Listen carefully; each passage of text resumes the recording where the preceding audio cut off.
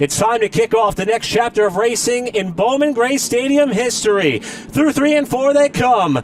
Green flag is in the air, and the Cookout Madhouse Classic is green for the modifieds.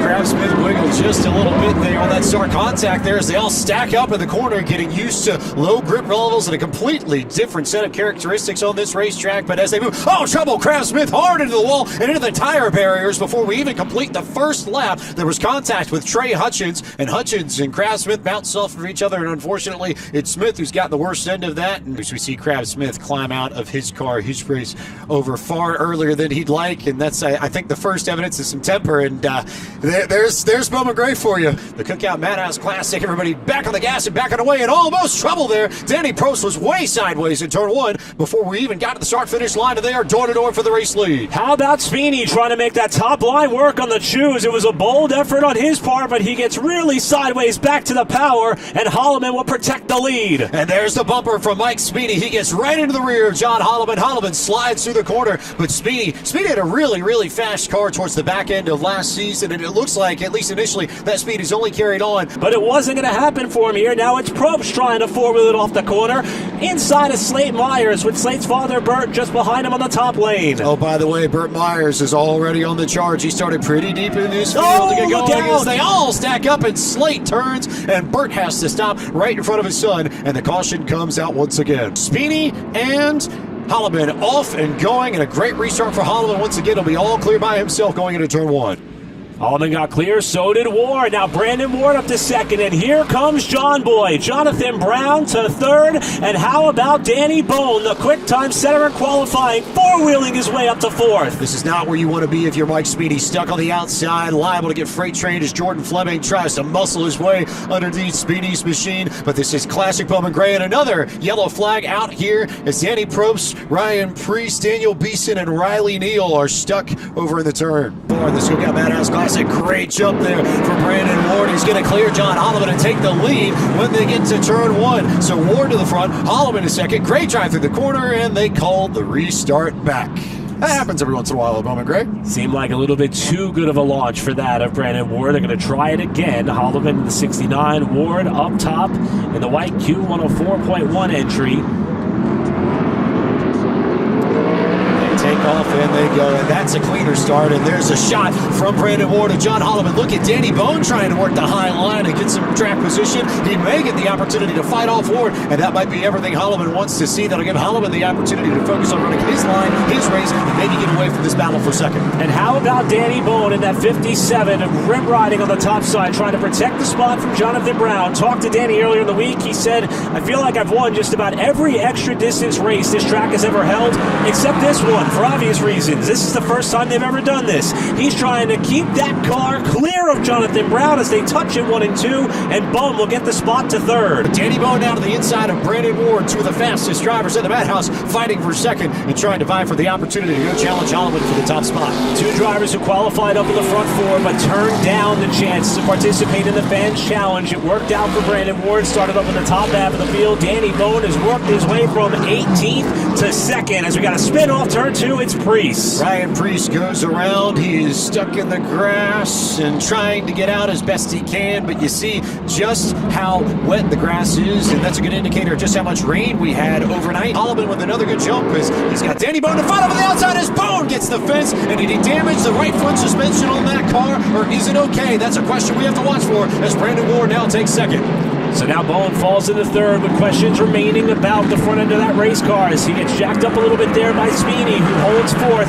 Chris Fleming now into the top 5. He took the Fans Challenge and is trying to race his way further up, and Slate Myers has parked it up against the safer barrier. Slate Myers up against the wall and now in trouble. That looks like it's right outside of a turn 4. I will say, if he's frustrated with Holloman, who's sideways himself in front of him, he's going to let him know now. Inside and around goes Holloman. Massive pile-up with John Boy Brown hard on the wall. And the most dominant car in the Cookout Madhouse Classic is in the fence, and you see the fans on their feet reacting to all the madness that just happened at the Madhouse as John Holloman goes for a ride, and the caution flag comes out. A decision that was made just about a month and a half ago by courtesy of his partners, and it ends like this. Race for the lead gone bad.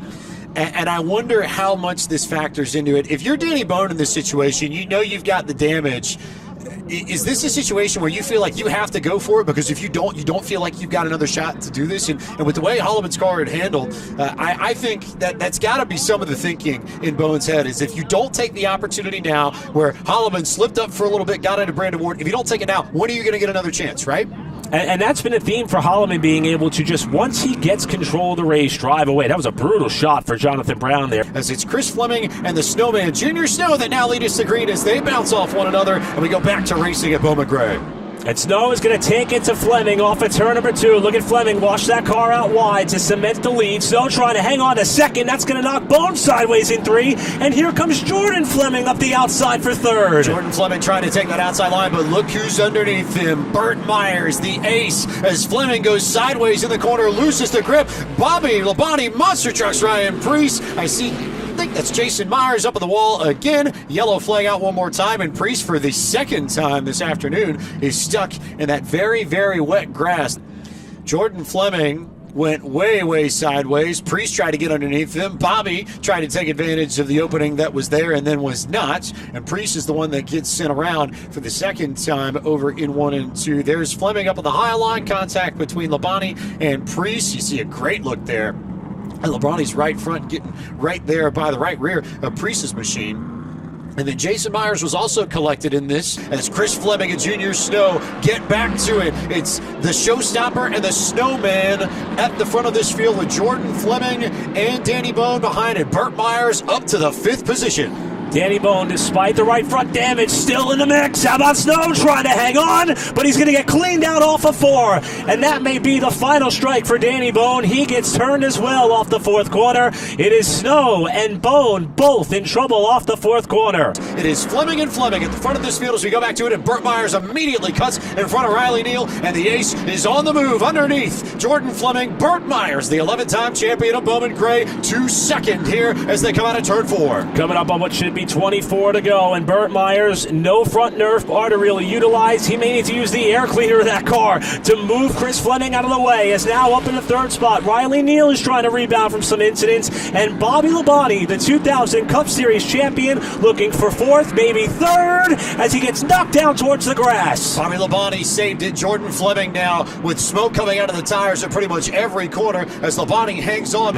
Riley Neal to the inside. Burt Myers outside. 07-1 car battling for the runner-up spot while Chris Fleming tries to break free. And Riley Neal might be a young driver. Oh, big shot there from Mike Speedy to send Neal up the racetrack. So Speedy has the inside. Myers now cleared to 2nd and free to go chase after Chris Fleming as Speedy will make the move on the bottom. And now John Holloman is back up towards the front of this field. Couple of cars that paraded the field at the start of this race. Holloman in the 69 clear of Riley Neal, and Burt Myers is digging and digging hard. 10 to go next time by, and Bobby Labonte has gone around. Right around 10 laps to go. Fleming to the inside, Myers to the outside. John Holloman now trying to get into the back of Burt Myers to make a move for the top 2 as they come back to it here at Bowman Gray. Butner got a little crossed up further back off turn 2. That separates the pack just a little bit. Myers to 2nd. Speedy alongside of Holloman, who's trying to hold on to 3rd.